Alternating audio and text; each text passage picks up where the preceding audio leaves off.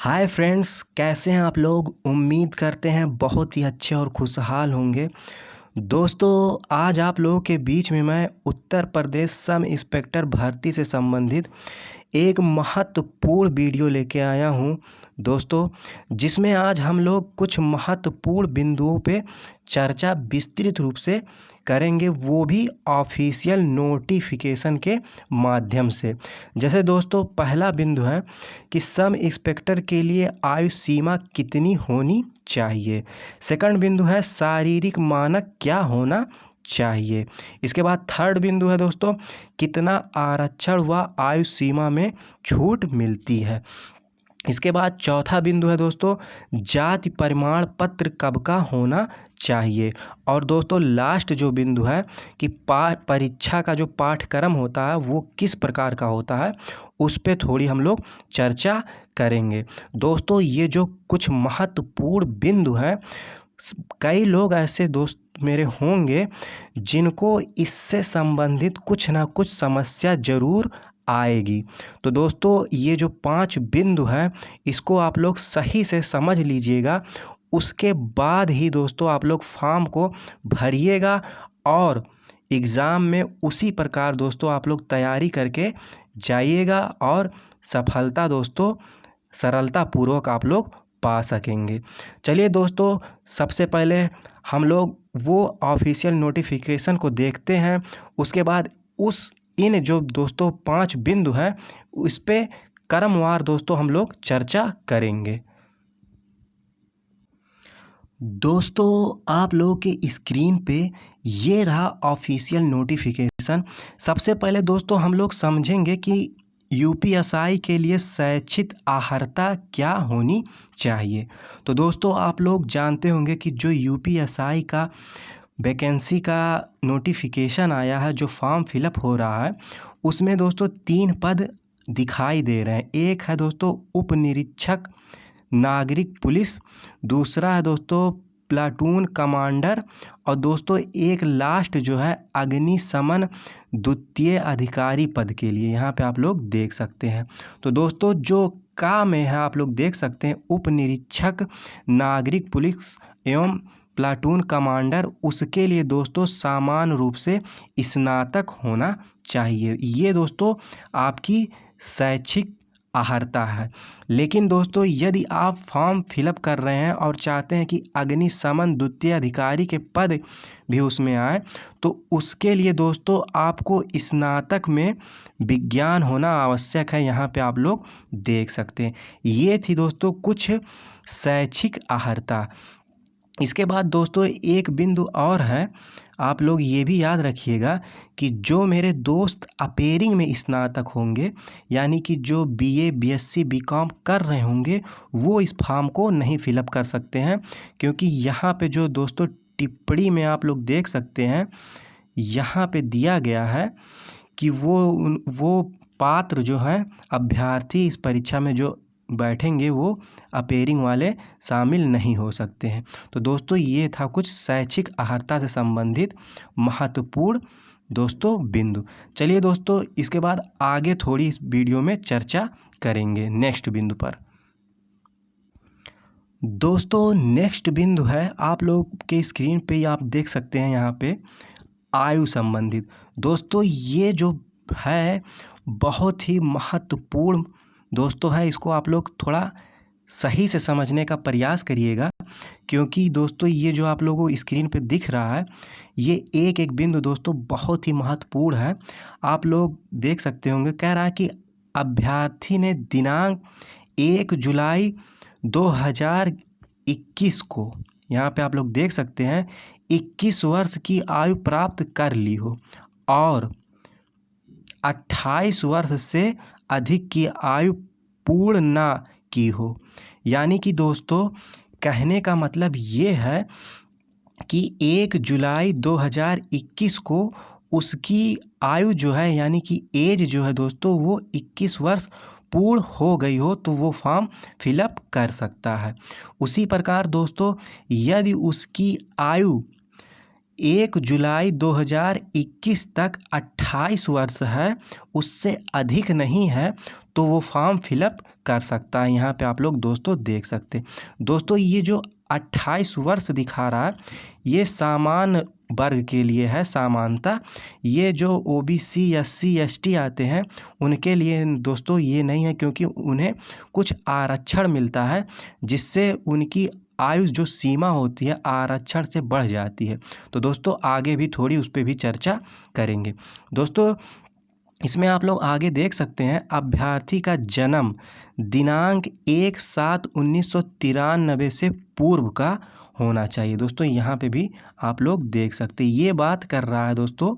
कहने का मतलब ये है कि 93 से यदि दोस्तों इधर आप जोड़ेंगे तो इसकी एज जो है 93 से 2021 में 28 वर्ष होती है। तो इसके कहने का मतलब दोस्तों ये है। इसके बाद दोस्तों जो आगे इसका एक बिंदु है, आप यहाँ पे देख सकते हैं, ये है कि 1/7/2000 के पश्चात का ना हो। कहने का मतलब है दोस्तों कि 1/7/2000 के पश्चात के बाद का यदि कोई का डेट ऑफ बर्थ होगा तो वो इस फॉर्म को फिलअप नहीं कर सकेगा, क्योंकि उसका एज जो है दोस्तों वो 21 वर्ष से कम होगी।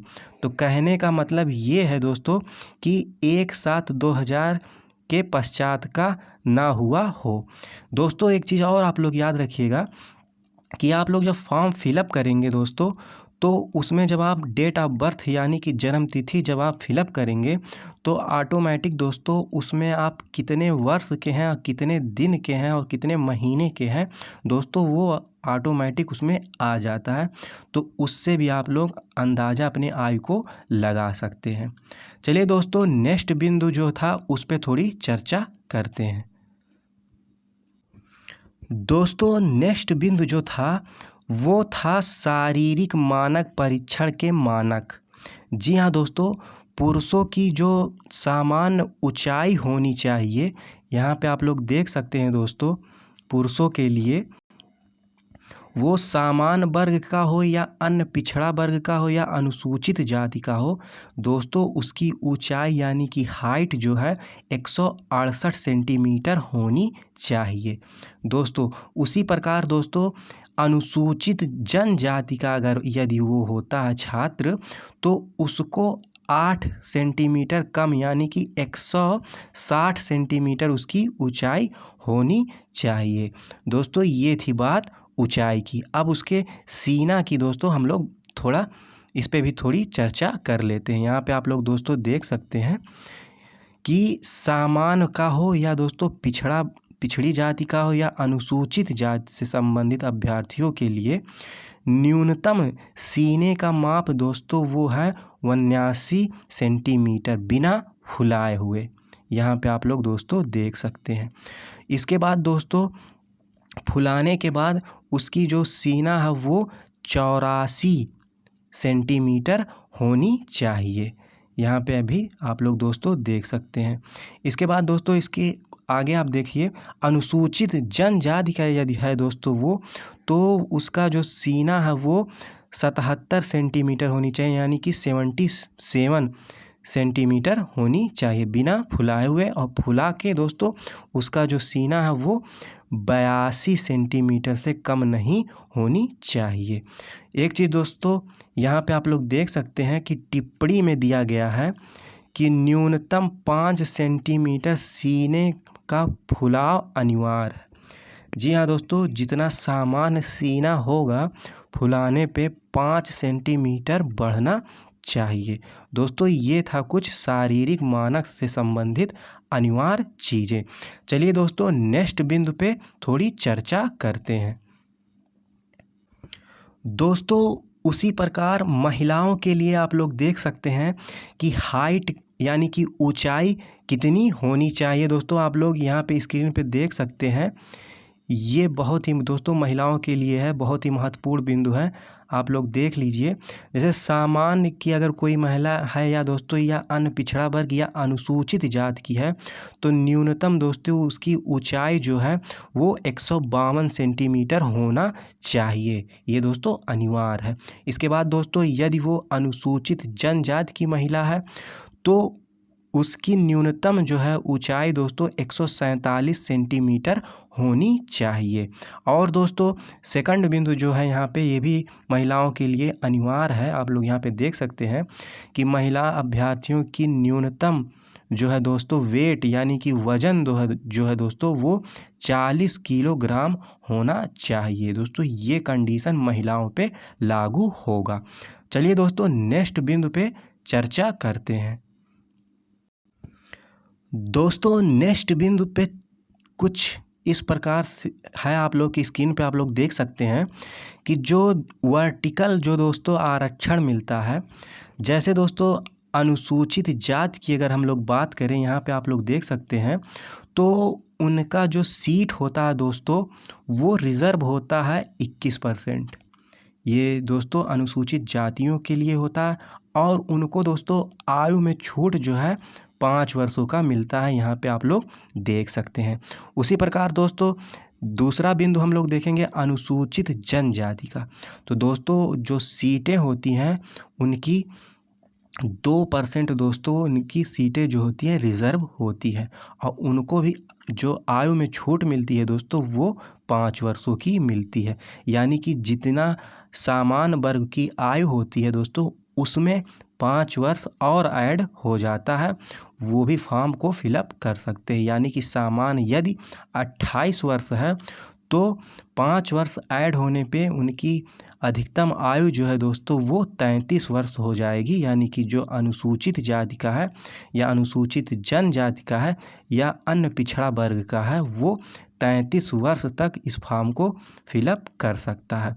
उसी प्रकार दोस्तों थर्ड बिंदु आप लोग देखिए स्क्रीन पे, अन्य पिछड़ा वर्ग के लिए है दोस्तों, उनके लिए दोस्तों जो सीटें होती हैं वो 27% रिज़र्व होती है। यानी कि जो प्रतिशत होता है आरक्षण का उन्हें 27% दिया जाता है और उनको भी आयु में अधिकतम जो छूट होती है दोस्तों वो 5 वर्षों की दी जाती है। जैसे अनुसूचित जाति को दी जाती है, अनुसूचित जनजाति को, उसी प्रकार उनका भी जो दोस्तों होता है आयु में छूट अन्य पिछड़ा वर्ग यानी कि ओबीसी को भी 5 वर्षों का छूट दिया जाता है। दोस्तों लास्ट बिंदु आर्थिक रूप से कमज़ोर वर्ग, यानी कि दोस्तों यहाँ पे आप लोग देख सकते हैं ये है दोस्तों EWS, यानी कि इनको जो है दोस्तों मात्र 10% का आरक्षण दिया जाता है। दोस्तों ये थे वर्टिकल आरक्षण संबंधित कुछ महत्वपूर्ण बिंदु। चलिए दोस्तों आगे कुछ बिंदुओं पे चर्चा करते हैं। दोस्तों नेक्स्ट बिंदु आप लोग के स्क्रीन पे ये रहा, ये दोस्तों है हॉरिजेंटल आरक्षण। जी हाँ दोस्तों, इसे क्षैतिज आरक्षण के नाम से भी जाना जाता है। आप लोग स्क्रीन पे यहाँ पे देख सकते हैं दोस्तों, ये बहुत ही महत्वपूर्ण ये भी है। इनमें भी दोस्तों इनको आरक्षण दिया जाता है। जैसे दोस्तों फर्स्ट जो पॉइंट है वो है कि स्वतंत्रता संग्राम सेनानी के आश्रित जो होते हैं दोस्तों उनको जो है 2% आरक्षण मिलता है, यानी सीटों में दोस्तों ये इनका आरक्षण फिक्स रहता है। इसके बाद दोस्तों सेकंड बिंदु है भूतपूर्व सैनिक, इनको दोस्तों 5% का आरक्षण दिया जाता। उसी प्रकार दोस्तों महिलाओं को लास्ट में आप थर्ड बिंदु देख सकते हैं, इनको दोस्तों 20% का आरक्षण दिया जाता है। दोस्तों ये थे कुछ आरक्षण से संबंधित महत्वपूर्ण बिंदु। चलिए दोस्तों नेक्स्ट बिंदु पे चर्चा करते हैं। दोस्तों नेक्स्ट बिंदु कुछ इस प्रकार से आप लोग की स्क्रीन पे, दोस्तों ये बहुत ही महत्वपूर्ण बिंदु है, आप लोग याद रखिएगा। ये बिंदु जो है दोस्तों संबंधित है ओबीसी यानी कि अन्य पिछड़ा वर्ग, जो जाति प्रमाण पत्र जो है दोस्तों लगाना उनको वो कब का बना होना चाहिए।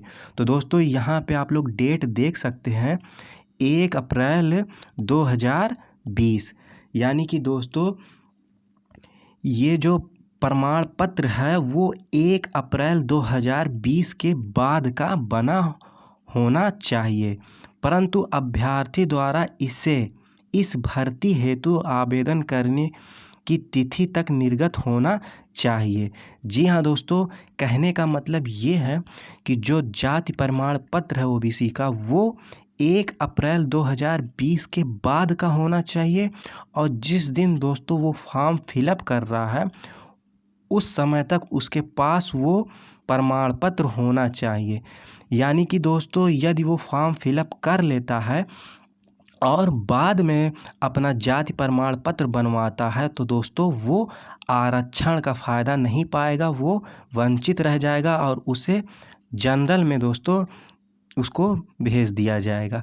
तो इसलिए दोस्तों आप लोग ध्यान रखिएगा कि 1 अप्रैल 2020 के बाद का जो दोस्तों जाति प्रमाण पत्र होना चाहिए, और जिस दिन वो फॉर्म फिलअप कर रहा है उस तारीख के बीच का ही होना चाहिए। यानी कि दोस्तों ऐसा ना हो कि आप लोग एग्ज़ाम भी दे लेते हैं और फिर उसके बाद जो है जाति प्रमाण पत्र बनवाते हैं, तो उस कंडीशन में दोस्तों आपका जो आरक्षण का जो फ़ायदा है वो बिल्कुल भी नहीं मिलेगा, और आपको जो है दोस्तों वो है ऑटोमेटिक रूप से दोस्तों है जनरल में आपको भेज दिया जाएगा।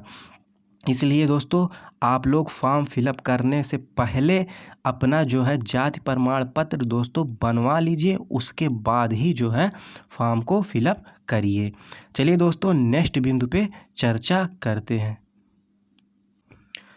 दोस्तों लास्ट बिंदु जो था कि परीक्षा का पाठ्यक्रम दोस्तों किस प्रकार से होता है, तो दोस्तों आप लोग जाने रहिएगा कि जो यूपीएसआई का एग्ज़ाम होगा वो 2 घंटे का एग्ज़ाम होगा। जी हाँ दोस्तों, यानी कि 120 मिनट्स के। इसके बाद दोस्तों कौन कौन से सब्जेक्ट रहते हैं ये भी आप लोग देख लीजिए कि जैसे पहला बिंदु है दोस्तों, यहाँ पे आप लोग देख सकते हैं कि सबसे पहला जो है वो है सामान्य हिंदी। जी हाँ दोस्तों, सामान्य हिंदी के जो हैं अधिकतम अंक जो हैं वो हैं 100। उसी प्रकार दोस्तों सेकंड जो बिंदु है वो है मूल विधि, संविधान और सामान्य ज्ञान। जी हाँ दोस्तों, इसमें 3 चीज़ें हैं, मूल विधि, संविधान, सामान्य ज्ञान। इसके भी दोस्तों 100 अंक निर्धारित किए गए हैं। इसके बाद दोस्तों थर्ड बिंदु जो है वो है, यहाँ पे आप लोग देख सकते हैं, वो है कि संख्यात्मक एवं मानसिक योग्यता परीक्षा। इसके भी दोस्तों आपके 100 अंक निर्धारित किए गए हैं। इसके बाद लास्ट जो है दोस्तों वो है मानसिक अभिरुचि परीक्षा, बुद्धि लब्धि परीक्षा, तार्किक परीक्षा। जी हाँ दोस्तों, ये चौथा बिंदु है, आप लोग यहाँ पे देख सकते हैं। तो इसके भी दोस्तों 100 अंक हैं, यानी कि चारों मिलाएंगे जब आप, तो आपका जो पूर्णांक बनता है दोस्तों वो 400 बनता है। यानी कि जो परीक्षा होगी दोस्तों वो 400 अंकों की होगी।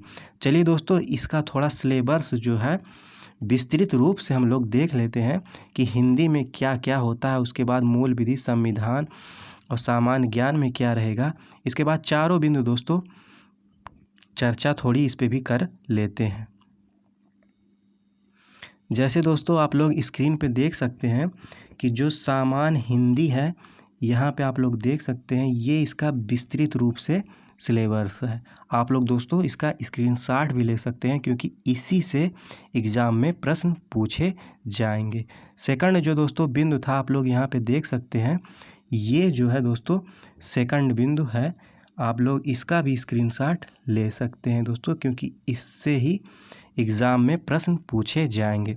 दोस्तों एक चीज़ और मैं बताना चाहता हूँ आप लोगों को कि मैं अपने चैनल के माध्यम से अभी फ़िलहाल दोस्तों मूल विधि दोस्तों फर्स्ट पॉइंट और सेकंड जो पॉइंट है संविधान संबंधित दोस्तों मैं तैयारी करा रहा हूँ। जो मेरे मित्र इस चैनल पे नए हैं, मेरे चैनल पे जाके मूल विधि एवं संविधान से संबंधित दोस्तों प्रश्न विस्तृत रूप से दोस्तों मैं व्याख्या किया हूँ प्रत्येक प्रश्न पे, वो जाके आप लोग देख सकते हैं। दोस्तों चलिए नेक्स्ट बिंदु जो है उसका सिलेबस का उसको भी थोड़ा देख लेते हैं। दोस्तों तीसरा जो बिंदु था संख्यात्मक एवं मानसिक योग्यता परीक्षा, इसमें आप लोग दोस्तों देख सकते हैं ये भी 2 भागों में है यहाँ पे। इसमें भी ए बी करके है यानी कि का खा करके है दोस्तों। इससे संबंधित क्वेश्चन एग्ज़ाम में आप लोगों के आएंगे। ये दोस्तों का हो गया संख्यात्मक योग्यता परीक्षा और खा हो गया दोस्तों ये है मानसिक योग्यता परीक्षा। चलिए दोस्तों लास्ट जो बिंदु था उसे भी देख लेते हैं दोस्तों। इसका भी आप लोग स्क्रीनशॉट ले सकते हैं।